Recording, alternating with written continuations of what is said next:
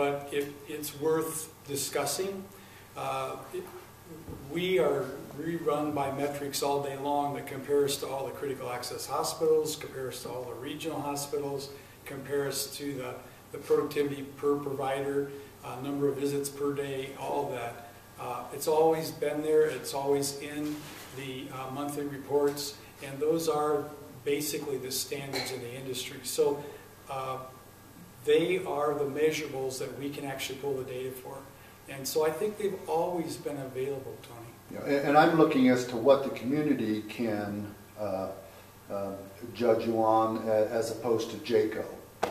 You know, there's things the community wants out of this. Yeah. And, yeah. It's days cash on hand.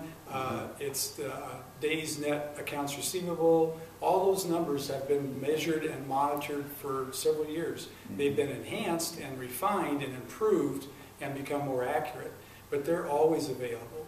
And they are the measure. They're what our auditors tell us are the standards to make fair comparisons. So I think they've always been available. Yeah, and I would hope that we could have another public forum when it's time to move forward on that with the county commissioners, yourselves, and the public, so we all have an understanding on how you're going to be measured. Well, go ahead. Oh, I would just say it's so hard right now in terms of communications because, as Virgil said, there's maybe one line on that agreement, and so a lot of questions we can't answer. We can hope for things, we can say we desire something, but we really don't have a signed agreement. I think that it should be helpful to know that we are planning, well, we're not planning, we will have a local board. The local board will not be managed by the Bingham board. The local board will have, my understanding is, the fiduciary responsibilities and decision-making of running the hospital. But also, what I really like about that structure of the board is that it also opens it up to our service areas. We can have a constituent from Swan Valley. We can have someone from Ashton. We can have someone from Alta. And I think that when you have a local board, that's so much better because those people can access their population and the people within their sphere and their circle. It just keeps an ear to the ground of what we all want in our valley and not necessarily what's wanted in Blackfoot. And that under the current structure, we can't have those representatives from Alta or from Swan Valley. They only come from Teton County as a county entity. And so that is one of the, in my personal view, one of the great benefits to having this agreement or going to a not-for-profit status, 501c3, because it does open up for additional board members from these areas whom we service. We are their only health care, unless they leave, drive the 45 miles to the nearest place. So they have wanted a voice for a long time, and they should have a voice. Thanks. I'll relinquish the microphone. Thanks. Do you have a question earlier? Well, all these financial things are way over my head. I never bothered myself with that. Practical point of view, obstetrics is an essential part of the community, and obstetrical care is an essential part of a community hospital. If we had this collusion with Bingham, whatever it would be, would we get our obstetrical care back? If you want, I mean, I can answer, but you can too. The decision about probably the hardest decision that was probably ever made for this hospital was having that service closed. But there's two sides to that's really important. In most healthcare systems, the break-even point or the safe point in trying to have a full 24/7 OR crew, a full 24/7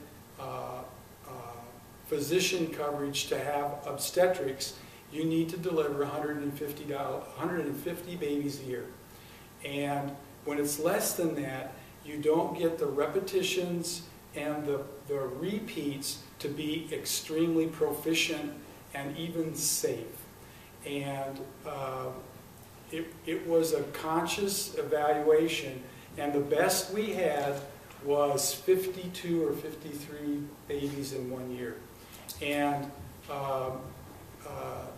yet we know from the census and other information that there were a lot more babies born in our county than that who went to either Jackson or Rexburg. And so from a quality of care perspective, that decision was made. If you'd have been here, or if we'd have talked about this back in 2007, when the population was going like this, it might have been worth writing it out to see how far it had gotten, or how far it could get. If we build out our county the way it's planned, we'd have the population to sustain it. But in the near future, it'd be a very hard and difficult risk to take on for the safety of the mother and the child. How many beds do you have in this hospital? 13. Okay, 50 years ago, 70 years ago, there were 12 beds. Mm-hmm. The hospital was covered 24 hours, 7 days a week, with physician coverage. People came from Jackson, Swan Valley, Star Valley, Rexburg, Ashton, St. Anthony to have their babies in this hospital. The administrator was an LPN. Now we've got one more bed, and I see a financial advisor, whatever, I can't read it from here, Mr. Hotchkiss, a CEO and a public affairs person. And I don't think we've made much progress. Well, I just wonder what's going wrong. Progress in that field itself, or just Well, overall in the we have hospital? a 13-bed hospital. 50 years ago, we had a 12-bed hospital. So you've enlarged by one bed, and we had full coverage. Yeah. Well, let me say it this way. Healthcare has changed. It has truly changed. The risk of providing services that you are not an expert in, or that you don't have the volumes to do, can put a hospital under. So we look at it and say, okay, we would love to be able to offer this service. Can we do it competitively? Can we do it without putting too much risk upon the patient and upon ourselves? And can we do it in a manner that at a quality level that we expect within our organization? And when we look at that and consider the environment of healthcare today, it is not feasible to offer obstetrics. We do have relationships with organizations and with providers who can offer that service.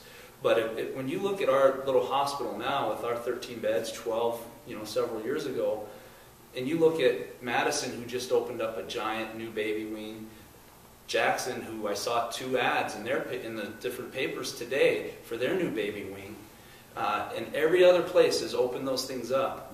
The risk that's the competitive nature of it. But truly, the risk of having an individual come to our hospital and to try to deliver a high-risk baby is not worth it to keep the hospital open for everyone else. I would love to see it happen, but with our population size and with the risks in healthcare today, it's just not going to happen in the near future.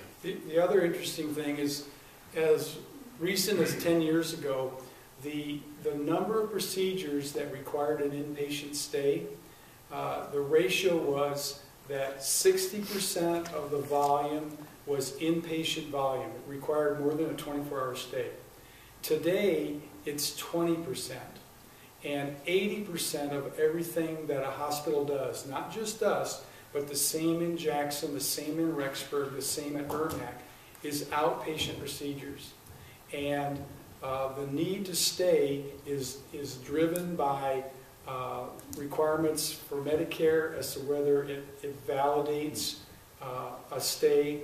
We have to do what's called utilization review. So the need for beds in a hospital just is dramatically different than it was just 10 years ago. It's made that dramatic of a change. And so all the newest hospitals and those that have been designed recently have all that dialed in. And